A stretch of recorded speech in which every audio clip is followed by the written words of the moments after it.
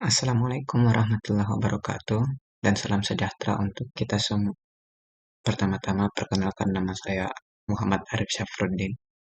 Saya adalah mahasiswa semester 4 Program Studi Kesehatan Masyarakat Universitas Mega Buana Palu. Nah, pada kesempatan kali ini eh,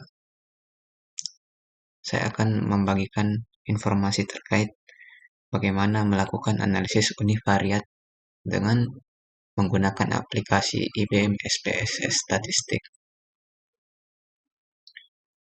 Oke, eh, sebelum kita masuk ke penggunaan aplikasi IBM SPSS-nya sendiri, ada baiknya kalau kita mengetahui terkait definisi dari analisis univariat itu sendiri. Nah, dari sumber yang saya temukan di Google, analisis univariat adalah suatu teknik analisis data terhadap suatu variabel secara mandiri. Tiap variabel dianalisa tanpa dikaitkan dengan variabel lainnya. Seperti inilah pengertian dari analisis univariat secara umum. Analisis univariat biasa juga disebut sebagai analisis deskriptif atau statistik deskriptif.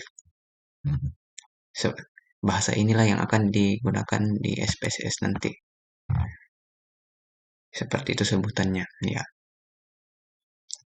Adapun yang menjadi tujuan dari analisis univariat ialah untuk menggambarkan kondisi fenomena yang dikaji dari suatu data yang dilihat tadi, dari variabel yang dilihat tadi.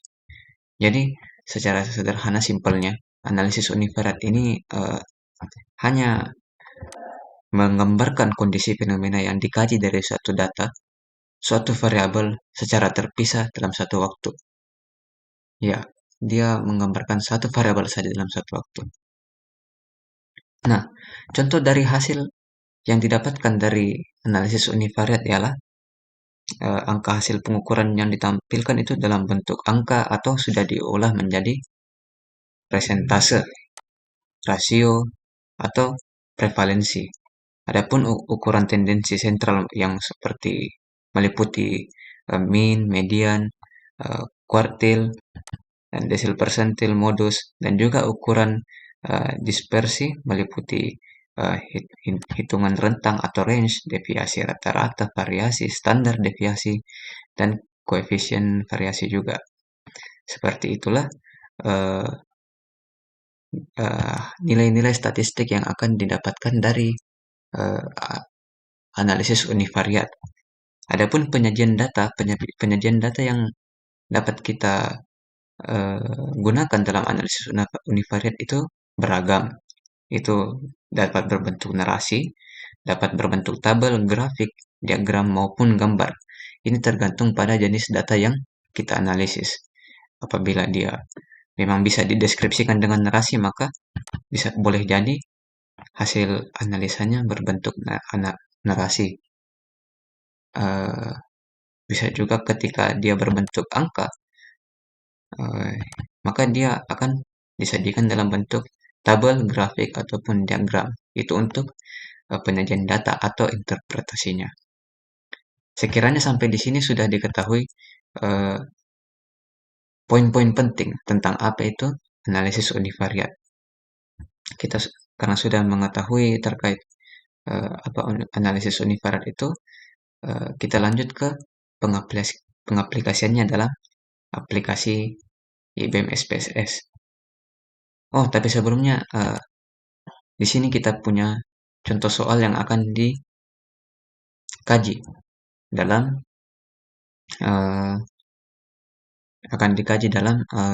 sebagai contoh dari penerapan analisis univariat ini di aplikasi SPSS. Contoh kasusnya itu seperti ini. Seorang peneliti ingin mengetahui apakah ada hubungan pengetahuan ibu, apakah itu baik, cukup, atau kurang dengan kejadian BBLR. BBLR itu berat badan lahir rendah, berat badan lahir rendah. Apakah kejadian BBLR ada atau tidak BBLR? Maka diambil 33 sampel secara random. eh, seperti data yang dapat dilihat pada tabel berikut. Ini dia tabel 2, hubungan pengetahuan ibu dengan status imunisasi. Pada tabel dapat kita lihat di sini dengan keterangan pengetahuan pada kolom pengetahuan itu, angka 1 itu menandakan pengetahuannya baik dan angka 2 itu eh, menunjukkan bahwa pengetahuan cukup dan angka 3 eh, berarti pengetahuan kurang. Dan kemudian di kolom kejadian BBLR, angka 1 berarti eh, ada kejadian BBLR dan angka 2 berarti tidak ada kejadian BBLR. Seperti itu kategorisasi dari eh, data yang ada pada tabel ini. Nah, setelah dilakukan pengumpulan data seperti ini, datanya sudah kita kumpulkan dalam bentuk tabel seperti ini. Waktunya kita eh, memasukkan data-data ini ke dalam aplikasi IBM SPSS itu. Nah, dalam hal ini karena untuk menghemat waktu, datanya sudah saya input terlebih dahulu. Inputnya sudah seperti ini. Saya sudah masukkan tiap-tiap kategorisasinya, nomor sampelnya, dari dua variabel yaitu pengetahuan dan kejadian BBLR. Dan tiap-tiap kategorisasinya sudah dicocokkan juga, sudah diinput juga ke variabel view, di mana variabel view tadi itu untuk variabel pengetahuan itu kategorisasinya itu 1 berarti baik, 2 berarti cukup, dan 3 berarti kurang. Dan untuk variabel kejadian BBLR, 1 berarti ada terjadi BBLR dan 2 berarti tidak terjadi BBLR. Nah, setelah kita mencocokkan data view dan variabel view dari data yang kita ambil dari contoh kasus tadi, perlu diketahui bahwa eh, walaupun di soal tadi, di contoh kasus disebut kita ingin mengetahui hubungan antara pengetahuan ibu dan kejadian BBLR, tetapi analisis yang kita akan gunakan pada kali ini adalah analisis univariat. Oleh karena itu, kita tidak akan menghubungkan antara kedua variabel tersebut. Kita hanya akan menginterpretasikan dua variabel ini, yaitu pengetahuan dan kejadian BBLR ini, secara terpisah tanpa dikaitkan satu sama lain. Seperti itulah cara analisis univariat bekerja. Nah, kita langsung saja ke langkah utamanya. Ketika kita sudah menginput data mencocokkan data di data view dan variable view, kita sudah cocokkan value-nya, nilainya, dan juga measure-nya sudah cocok juga. Kita klik analyze pertama-tama, kemudian kita masuk ke descriptive statistik, dan kita masuk ke frekuensi. Nah, ini variabelnya tadi berada di samping kiri, namun sudah saya ke samping kanankan. Nah, untuk variabel yang akan diukur itu saja yang dikasih masuk ke kolom variabel. Sampel ini hanya nomor sampel, jadi saya kira tidak perlu. Nah, ketika sudah dimasukkan ke kolom yang sebelah kanan, kolom variabel, kedua variabel tersebut, nah, di sini ketika kita mengklik statistik, kita bisa melakukan kostumasi atau pengaturan terhadap uh, nilai statistik apa yang kita inginkan atau kita butuhkan dari data-data yang tadi sudah kita input. Di sini kita bisa melihat mean, median, mode, summary, ada juga standar deviasi, ada range.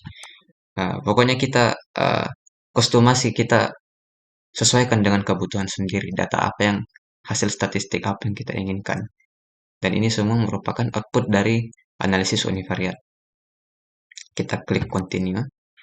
Nah, setelah kita menetapkan statistiknya, kita tetapkan charge-nya. Ini sebenarnya opsional karena ketika kita tidak mengetik statistik, mengklik statistik dengan chart dan kita klik OK, itu akan langsung tampil hasil frekuensinya juga, tapi tidak dengan perhitungan statistiknya dan modelnya dengan tabel biasa saja, tabel histogram biasa saja.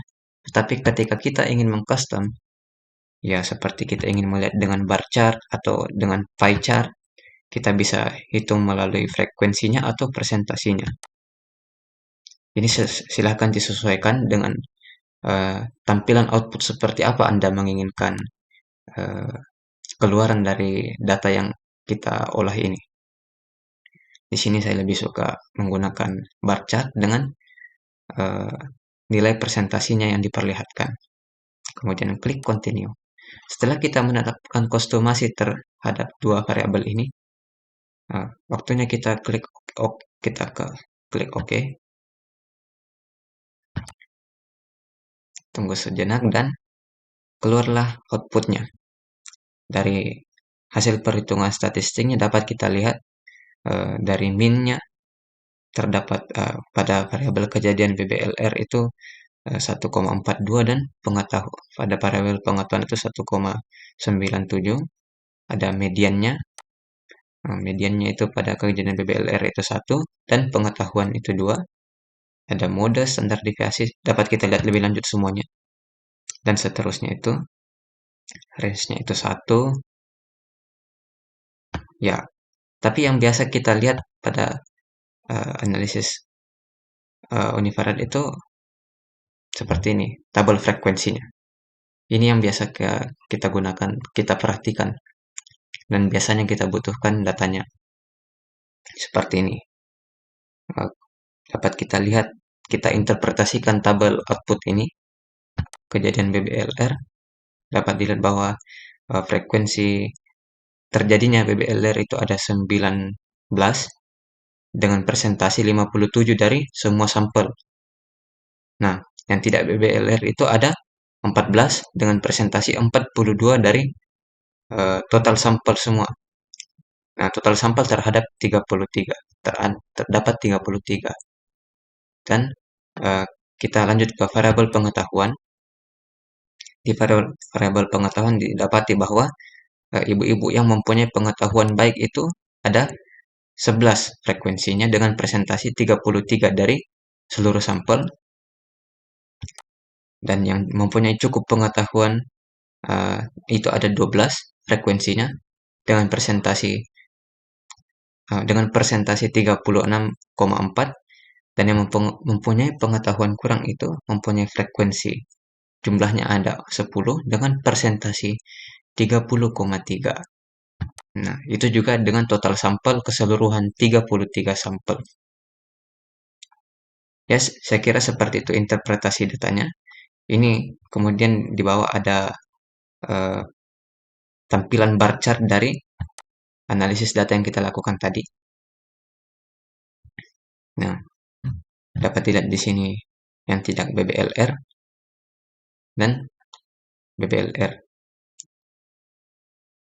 Ternyata dilihat sekilas itu lebih banyak yang BBLR daripada yang tidak BBLR. Kemudian untuk variabel pengetahuan, di variabel pengetahuan itu yang mempunyai nilai tertinggi itu ialah yang mempunyai cukup pengetahuan, diikuti oleh yang mempunyai pengetahuan baik, dan yang paling sedikit adalah mempunyai pengetahuan kurang.